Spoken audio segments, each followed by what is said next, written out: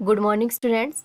हम पढ़ रहे हैं the fundamental unit of life, जिसके अंदर आज हम डिस्कस करेंगे जितने भी एनसीईआरटी के क्वेश्चन हैं उसमें से कुछ क्वेश्चन को आज हम डिस्कस करेंगे यहाँ पर। तो let's start with first question. तो जो पहला क्वेश्चन है वो क्या बोलता है, who discovered the cell and how. Cell है उसको किसके द्वारा डिस्कवर किया गया था और कैसे डिस्कवर किया गया था। तो हमें पता है कि सेल है, cell is discovered by the Robert Hooke. यहाँ पर साइंटिस्ट आते हैं रॉबर्ट हुक। रॉबर्ट हुक ने सेल को डिस्कवर किया था इन 1665 के अंदर। और किस तरह से रॉबर्ट हुक ने सेल को डिस्कवर किया था, तो रॉबर्ट हुक जब वो कॉर्क को ऑब्जर्व कर रहे थे अंडर द माइक्रोस्कोप, तो उन्होंने क्या देखा, उनको उस माइक्रोस्कोप के अंदर कुछ इस तरह के कंपार्टमेंट दिखाई दिए। इस तरह से छोटे छोटे कंपार्टमेंट दिखाई दिए और उनको वो कंपार्टमेंट ऐसे लग रहे थे मानो हनी कॉम्ब है। They look like a Honey comb. और उन्होंने इन छोटे छोटे कंपार्टमेंट को नाम दे दिया सेलुला। इनको नाम दे दिया सेलुला। और अगर हम सेलुला का मीनिंग देखते हैं तो सेलुला का मीनिंग होता है a little room. A little room. तो उनको ये जो छोटे छोटे कंपार्टमेंट थे, ऐसे छोटे छोटे रूम लग रहे थे और ये छोटे छोटे रूम जो है वो surrounded by a cell wall, wall के द्वारा सराउंडेड है। तो इस तरह से रॉबर्ट हुक ने सेल को डिस्कवर किया था। और जो रॉबर्ट हुक है उन्होंने, अगर हाँ बेसिकली देखा जाए तो यहाँ पर रॉबर्ट हुक ने जिन सेल को डिस्कवर किया था वो डेड सेल थे। डेड सेल को डिस्कवर किया गया था रॉबर्ट हुक के द्वारा।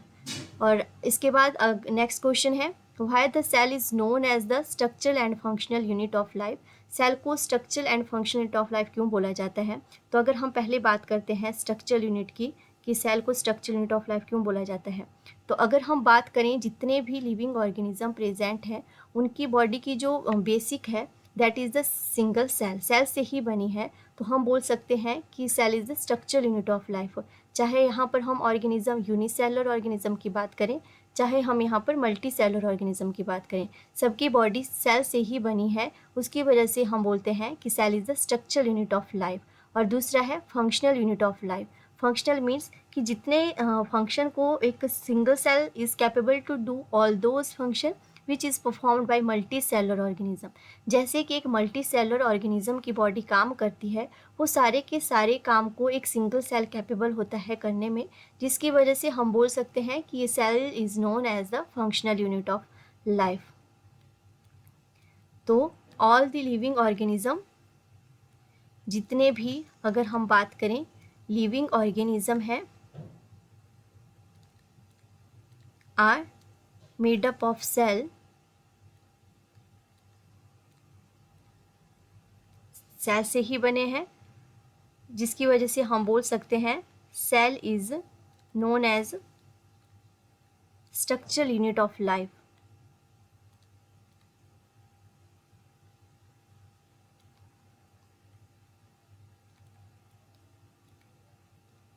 और दूसरी बात है कि सिंगल सेल इज कैपेबल, एक single cell is capable to do all those function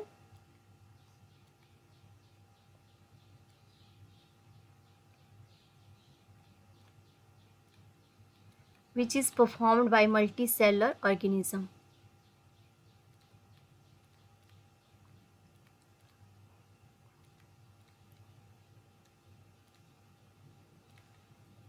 multi cellular organism, जिसकी वजह से हम बोल सकते हैं कि cell is known as the structural and functional unit of life.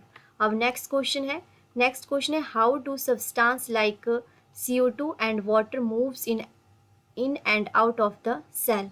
तो अगर हम बात करते हैं यहाँ पर CO2 और दूसरी बात करते हैं वाटर की, तो किस तरह से CO2 एंड वाटर जो है वो मूव करता है in and out of the cell.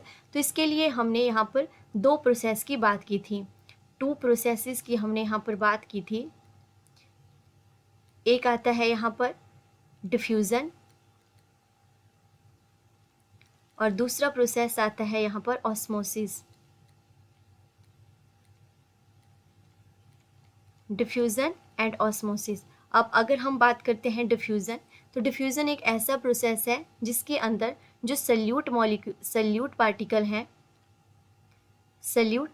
Particle move करते हैं from the region of high concentration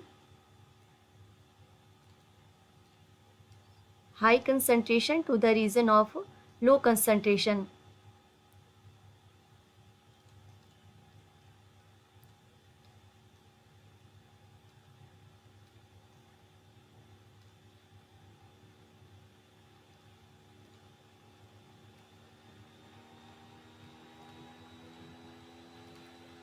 तो अगर हम बात करें CO2 की, तो जो CO2 है वो मूव करती है सेल के अंदर by the process of diffusion. Diffusion process के थ्रू CO2 जो है वो मूव करेगी सेल के अंदर और सेल के बाहर।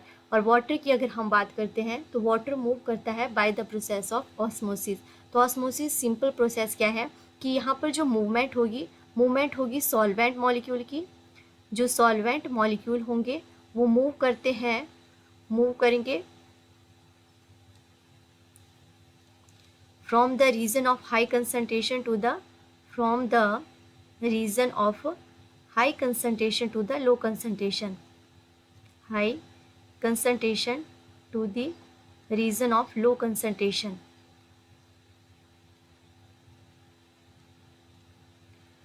Through semi permeable membrane. यहाँ पर जो सेमी परमेबल मेम्ब्रेन होगी जिसके थ्रू वाटर की मूवमेंट होगी, semi permeable membrane.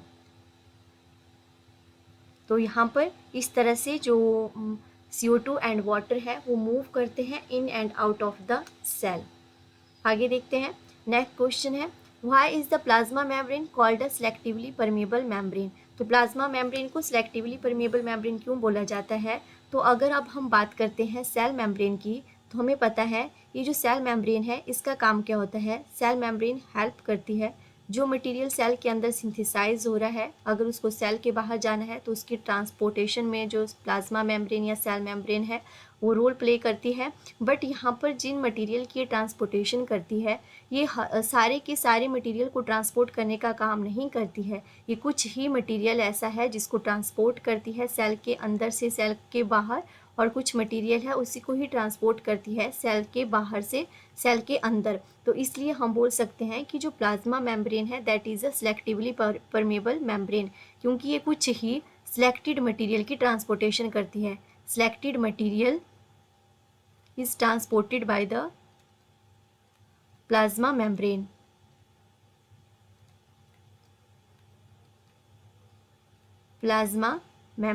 Plasma membrane कुछ ही सिलेक्टेड मटेरियल की ट्रांसपोर्टेशन करती है, जिसकी वजह से हम बोलते हैं कि it is a selectively permeable membrane. तो आगे देखते हैं। Can you name that 2 organelle that contain their own genetic material. तो ऐसे कोई 2 ऑर्गेनेली जिनका अपना एक जेनेटिक मटेरियल होता है। अब हमें पता है genetic material is located in the जो न्यूक्लियस है, न्यूक्लियस के अंदर होता है। बट अगर हम न्यूक्लियस के अलावा भी देखें तो यहाँ पर हमें जेनेटिक मटेरियल कोई और 2 ऑर्गेनेल है जिनके अंदर देखने को मिलता है। तो लेट्स सपोज ये पहले तो ये एक सेल है और ये सेल के अंदर न्यूक्लियस है, दिस इज द न्यूक्लियस। अब हमें पता है ये जो न्यूक्लियस है डबल मेम्ब्रेन स्ट्रक्चर है। इस तरह से nucleus is a double membrane structure.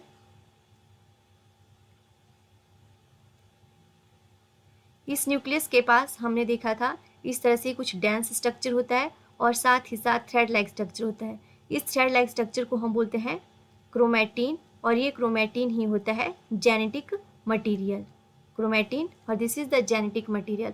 अब इस न्यूक्लियस के अलावा सेल के अंदर कुछ और भी ऐसे ऑर्गेनेली होते हैं जिनके पास ये जेनेटिक मटेरियल प्रेजेंट होता है। तो वो 2 ऑर्गेनेली कौन कौन से हैं जिनके पास अपना जेनेटिक मटेरियल होता है। तो वो 2 ऑर्गेनेली हैं। एक तो आता है यहाँ पर माइटोकॉन्ड्रिया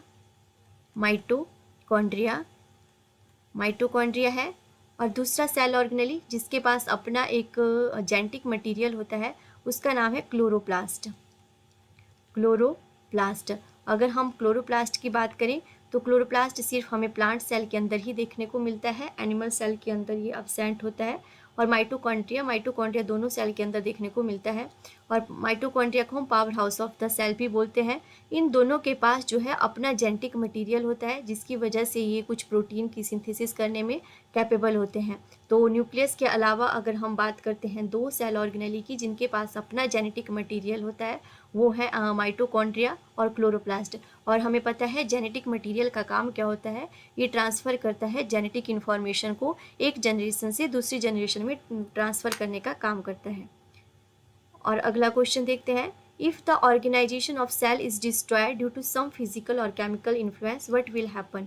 ऑर्गेनाइजेशन है, अगर मान लो ये जो सेल मेम्ब्रेन है या फिर जितनी भी सेल की ऑर्गेनाइजेशन हुई है, सेल की फॉर्मेशन हुई है, ये किसी भी रीज़न की वजह से कुछ ख़त्म हो जाए तो क्या होगा। तो अगर हम बात करते हैं कोई सेल है, सेल की जो एग्जिस्टेंस होती है वो सेल मेम्ब्रेन की वजह से ही होती है। This is the cell membrane. और कोई सेल एग्जिस्ट करता है इस सेल मेम्ब्रेन की वजह से। अगर मान लो ये सेल मेम्ब्रेन प्रेजेंट नहीं होगी तो हम उस स्ट्रक्चर को सेल नहीं बोलेंगे, क्योंकि इसके अंदर जितने भी जो ऑर्गेनली प्रेजेंट हैं, यहाँ पर जितने भी ऑर्गेनली प्रेजेंट हैं, ये एक दूसरे के साथ इस सेल मेम्ब्रेन के अंदर बाउंड होते हैं और एक दूसरे के साथ मिलके फंक्शन को करते हैं। तो अगर कोई ऐसी कंडीशन होती है जिसकी वजह से सारी की सारी ऑर्गेनाइजेशन ख़त्म हो जाती है, डिस्ट्रॉय हो जाती है, तो वो सेल जो है सर्वाइव नहीं कर पाएगा। जो सेल की हो जाएगी सेल शो डेथ, मतलब सेल की यहाँ पर डेथ हो जाती है और सेल सर्वाइव नहीं करता। They are not capable to survive, they are not capable to survive. तो इस टाइप के जो सेल हैं वो सर्वाइव नहीं कर पाते और उनकी डेथ हो जाती है। आगे क्वेश्चन है, why are lysosome known as suicide bag. हम लाइसोसोम को सुसाइड बैग क्यों बोलते हैं। तो लाइसोसोम हमें पता है सेल के अंदर प्रेजेंट एक सिंगल मेम्ब्रेन बाउंडेड ऑर्गेनेली है। लाइसोसोम क्या है, एक सिंगल मेम्ब्रेन बाउंडेड ऑर्गेनेली है।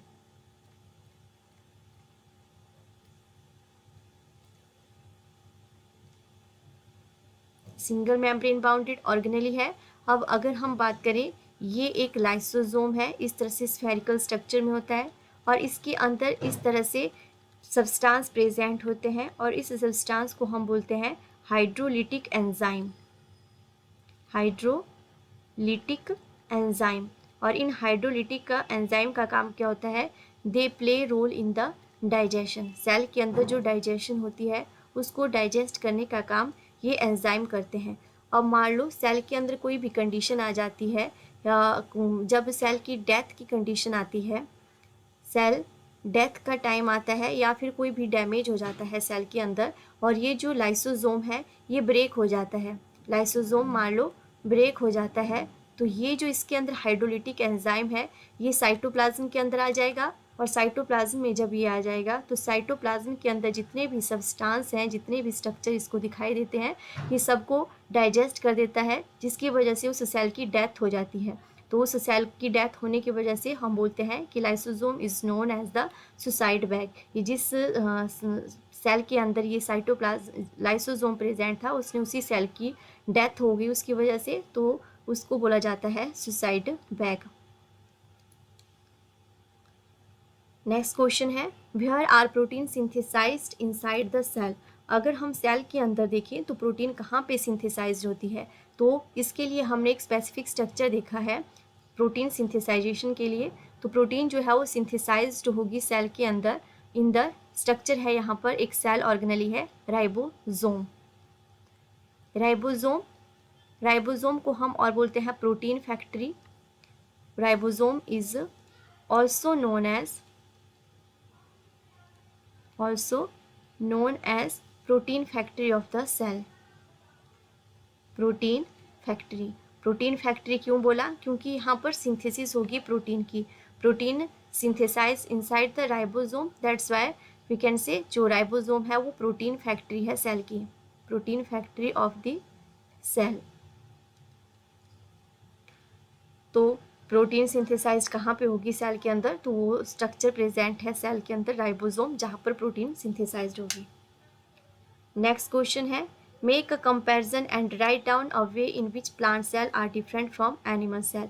तो उसके लिए अगर हम पहले यहाँ पर दो सेल को ड्रॉ करते हैं, तो ये एक प्लांट सेल है ये एक सेल है, प्लांट सेल है, और उसी तरह से ये दूसरा सेल है,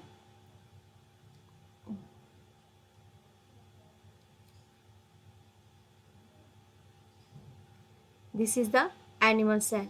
और अगर हम बात करते हैं इस प्लांट सेल की, इस प्लांट सेल के बाहर हमें एक और कवरिंग देखने को मिलती है, जिस कवरिंग को हम बोलते हैं सेल वॉल। सेल वॉल होगी प्लांट सेल के अंदर। और अगर हम एनिमल सेल की बात करें तो एनिमल सेल के अंदर हमें ये सेल वॉल देखने को नहीं मिलती है। Cell wall